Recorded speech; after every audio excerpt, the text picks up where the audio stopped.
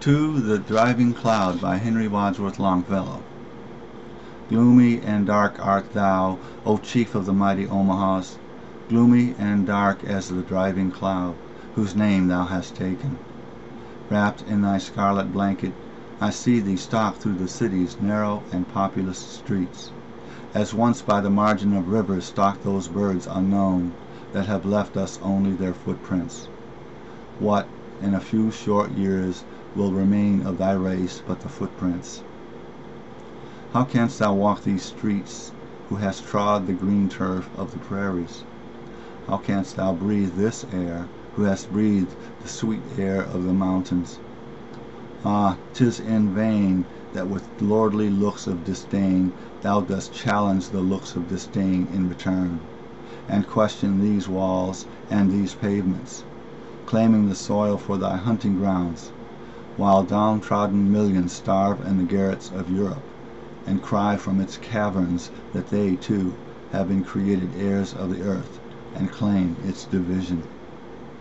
Back, then, back to thy woods in the regions west of the Wabash.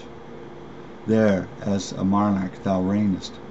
In autumn the leaves of the maple pave the floors of the palace halls with gold, and in summer pine trees waft through its chambers the odorous breath of their branches.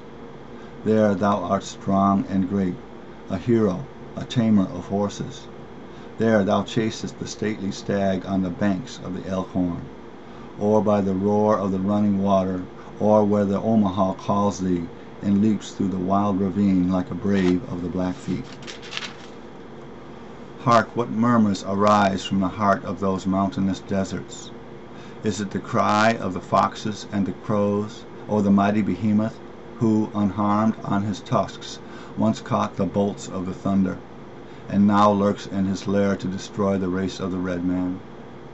Far more fatal to thee and thy race than the crows and the foxes, far more fatal to thee and thy race than the tread of the behemoth.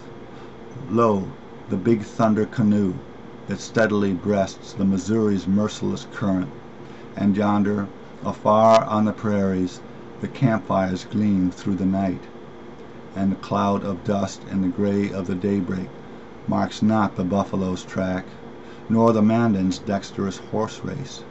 It is a caravan, whitening the desert where dwells the Comanches. How the breath of these Saxons insults, like the blast of the east wind, drifts evermore to the west the scanty smokes of thy wigwams.